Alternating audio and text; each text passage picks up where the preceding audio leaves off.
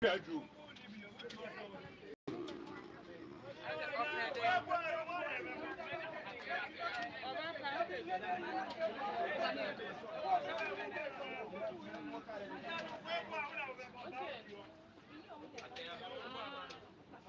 Hello, out here. My friend, how are you? That's a good question. Just so you know, are not required to know how you are feeling. Like, don't encourage you to get over it. Because things can change. Just because it's good now doesn't mean maybe.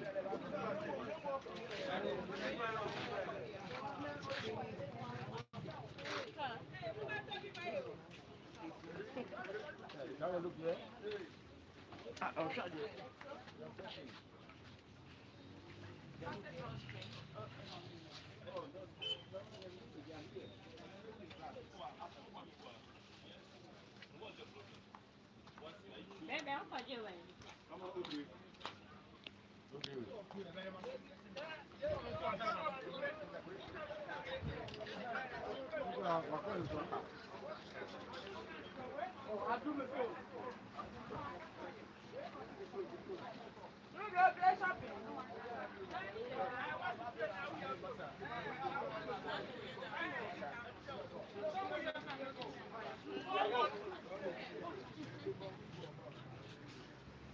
Sorry.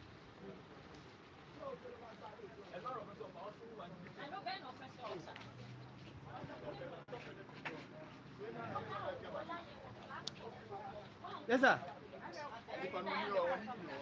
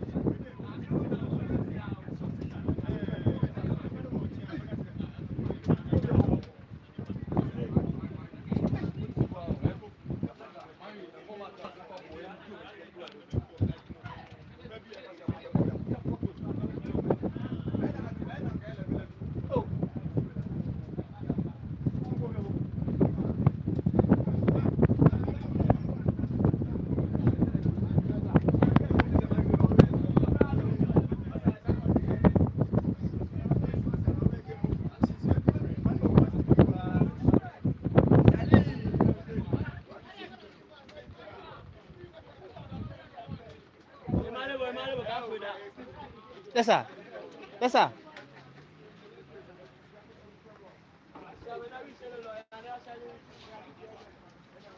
Okay. So, welcome, sir. So, yeah, we are here today again. Yeah, at the Kobina gift shop and store book. Yes, sir. So, today, what's your message to Ghanaians, Africans, and the world at large? My message is Africa for Africans. Yeah. You know, Africa has everything.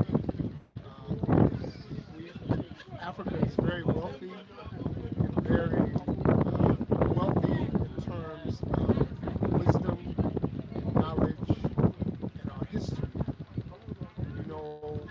this is where our roots are. So in African culture, the Sankofa stands for returning back to your roots. Yeah. So I know that there's a lot going on in the world right now. I know there's a lot going on in America right now.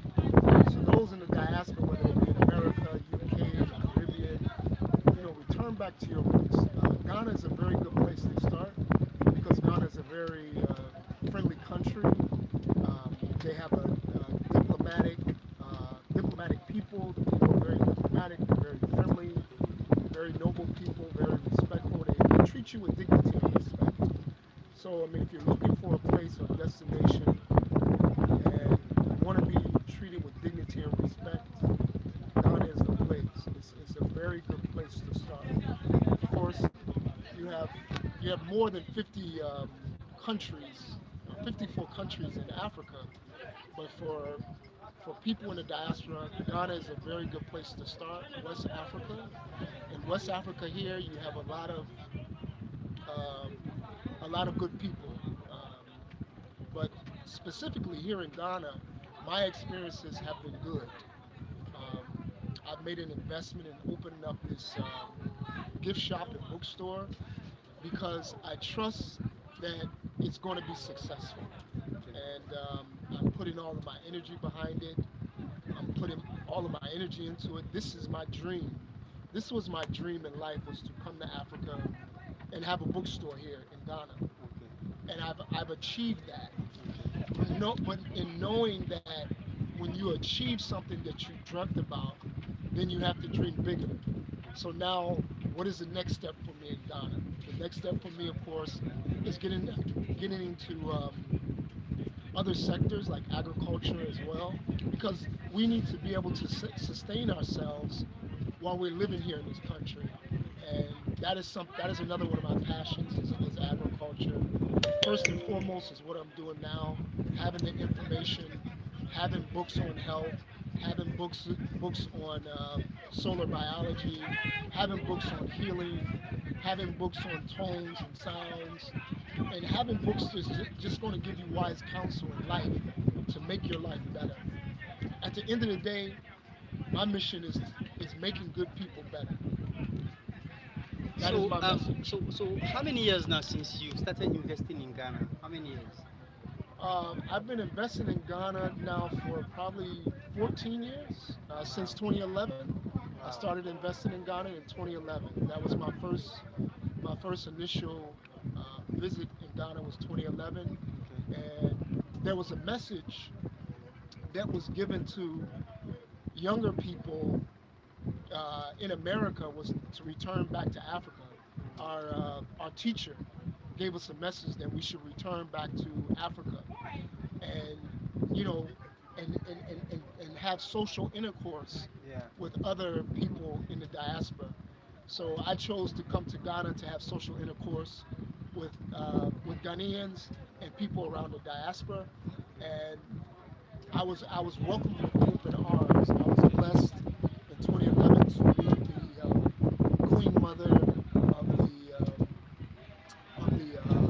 of Cape Coast, Wow. uh, Nana Akua Abuchi V. I was blessed to meet her. She welcomed me into her home, gave me wise counsel.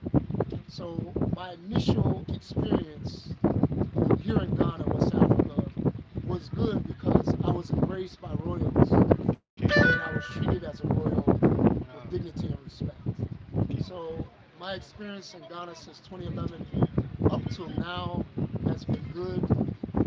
My prayers have been answered because this was my dream. This is what I asked in my prayers, is that I wanted to have this place, this place that I'm sitting in right now. Mm. So my prayers were answered.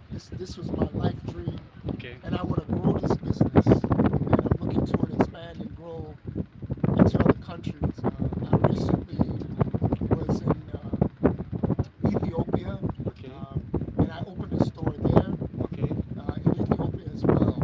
So this is something that I want to do across the diaspora, Across the diaspora, across not the just here in African Ghana. continent. Yes, the African continent. So I'm not just locked down to Ghana. There's another place where people want the information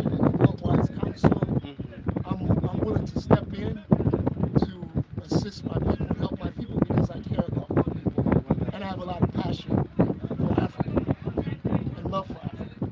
Wonderful. So, as a diaspora who has done this massive investment in Ghana here and also in Ethiopia, what is your message to other diasporans, other Africans that are in America, in Britain, that I mean they are well enough to establish businesses like here, just like you've done. What is your message to them, sir?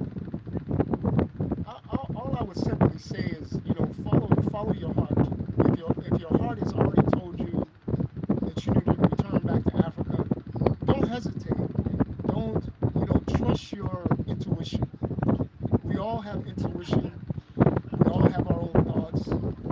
When you get that message in your head and it's telling you, okay, go to Africa and do this, then follow your intuition because we all have the gift of our own intuition, our own mission in life that we want to do. If this is something that you've been wanting to do, but you've been a little hesitant because you've heard other things from other people, you have to experience things yourself. And if your heart and your mind is telling you to go to Africa to experience it because you want to connect back to your roots and you want to learn and you want to invest in whatever it is that you want to do, follow your heart, follow your mind. Your mind is leading you to come back to Africa. Come to Africa, experience it because I'll tell you this, it'll change your life for the better. And traveling to the continent is very healthy. It's good, it's very healthy for you mentally, psychologically, emotionally, and just, reconnecting with your roots. So I would encourage you to, just follow your heart, follow your intuition. If your mind is telling you to do it, just go ahead and do it. Don't hesitate. Don't have any fear. Overcome your fears of traveling to Africa because Africa is growing. Africa has been liberated. Everything is here in Africa in terms of agriculture, in terms of minerals, in terms of the environment, the tropical environment. Ghana has a beautiful sea, a beautiful ocean. You have the industry, the fishing industry is here. If you like fish, you eat fish, you can fresh fish from the ocean. There's a lot of natural remedies if you're looking to come and heal yourself. You can be consulted by some of the naturopaths that's here because there's a lot of people that are into the natural way of healing themselves. Herbal medicines. Yeah, herbal medicines. Yeah, so yeah, those are just some good things because I know a lot of people are suffering and a lot of people are ill and they want to be well. This is a place to come to because you can create your own sanctuary here, or you can come to a sanctuary that somebody else has created and get on that path to healing yourself if you're having some health challenges. And for those that are having health challenges, I send out healing green light to you. May you and your family be well. Hello. And blessings to each and every one of you. How are you? I'm good, thank you. How are you? Nice to meet you. No, thank you. Who's me? No, I'm not interested. Thank you. So, finally, if you are fortunate to become a leader, okay, let's say if you are fortunate to be elected a president, let me put it that way, a president of Ghana or any African country, what are some of the changes you will introduce or you bring in as a leader? Now you are just an ordinary citizen, son of the soil, but you have so much passion for Africa, you want to invest, you've already invested, you want to invest more. Now, if you are fortunate to become a stakeholder or put at the helm of affairs of controlling any of African country, what are some of the changes will you bring? For example, let's say Ghana, for example, you are fortunate to be elected as a head of state in Ghana or president of Ghana. Some of the things that I would do, I would first have an initiative at the educational level. So from junior high school to senior high school, we would have some programs where we added in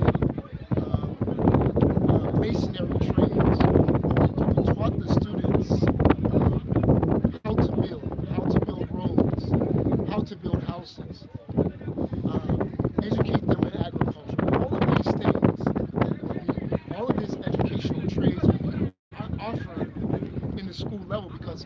you have to educate your children very young. You have to start very young to educate the children. So all of these different skills, the textiles, the bricklayers, the builders, the electricians, the IT departments, we would have all of these things instituted, and then we would have programs, summer programs, where children can go in and on-the-job training. So as they're going to school, there will be maybe 1 or 2 days out of the week where the children can go on site and learn these trades Practical.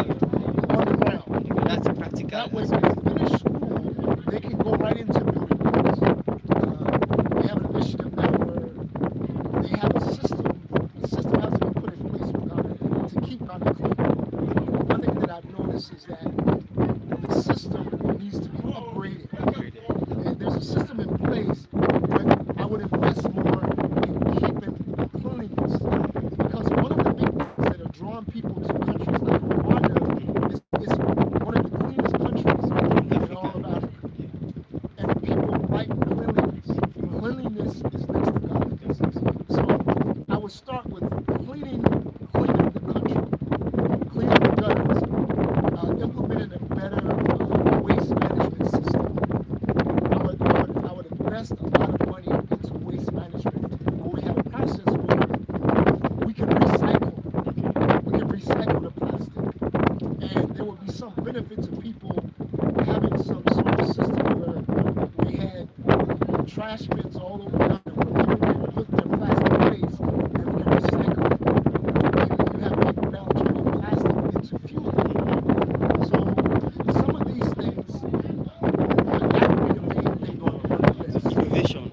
Innovation, not only innovation, education is very important, but we need the education that can be used practically in our everyday lives to make Ghana a cleaner place.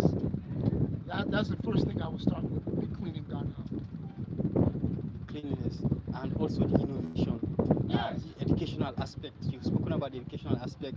Now you're talking about the cleanliness. Yes. Okay. So apart from those two main branches or those two main arms, which one are the third? I just want you to name just three. Now you've spoken about the education, the practical aspect, ensuring that whatever they learn in class theory, they should practice it, like the mason or the construction aspect you spoke about.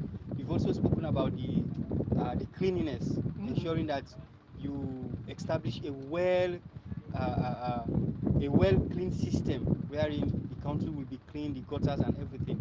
So which other aspects will you focus on apart from those two? I would go to housing, Housing. affordable housing, Okay. because right now you have everybody from all the different regions of Ghana emerging on Okay. greater metropolitan Accra. Greater Accra. Yeah. So the housing aspect, affordable housing, because we have housing, but what's happening is you have very expensive housing. Now the price of living, the cost of living is skyrocketing. Skyrocketing, exactly. And it's on the standard of the same as the US. I've seen rents as high as Wow. rents in the US here. Wow. $1,000 or more, 10,000 Ghana cedis a month. So the rent and the housing is very expensive. 10, 11 years ago, it wasn't like that in Accra. Now, everything is going up. The Because of the prices keep going population. up. The population growth. So I would go into tackling the affairs of affordable housing, because everybody needs shelter. Everybody needs a place to live, and it needs to be affordable. All of the money that I'm accumulating and making and working hard for shouldn't be paid for my housing. For house rented only. Yeah. And then the energy sector, I would improve that in terms of having renewable energy, like solar, electricity, building a infrastructure where we had a system in place where solar powers were affordable for those that want it for their homes.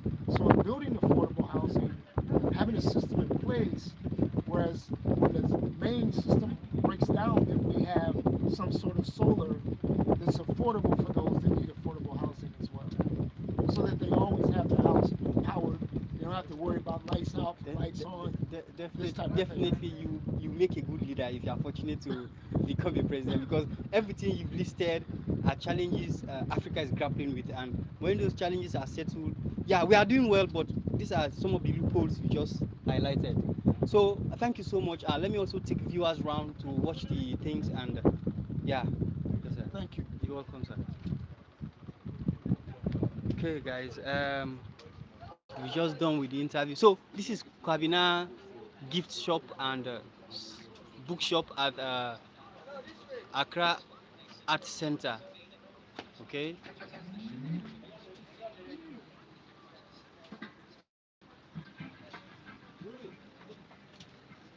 Guys, these are all beautiful handmade products. These are all handmade, beautiful handmade stuffs. Hey, how about that's what they say? Omo beba bebre beba why? Bebre beba.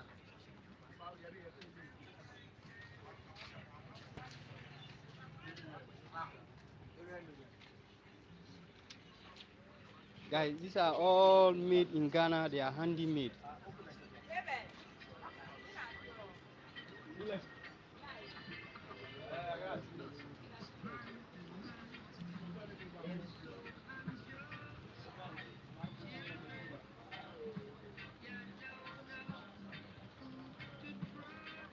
Guys, anytime you come at Art Center, Accra Art Center, make sure you visit Kwabina gift shop and bookstore.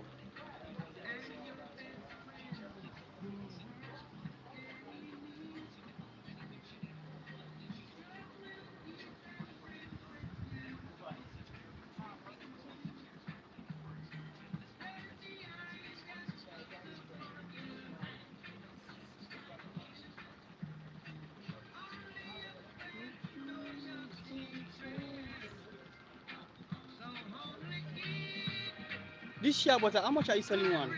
Organic shea butter. This is 40 cities. 40 cities, okay. What about the big one? This is 80 cities. 80 cities, okay. This is 16 ounce and 8 ounce.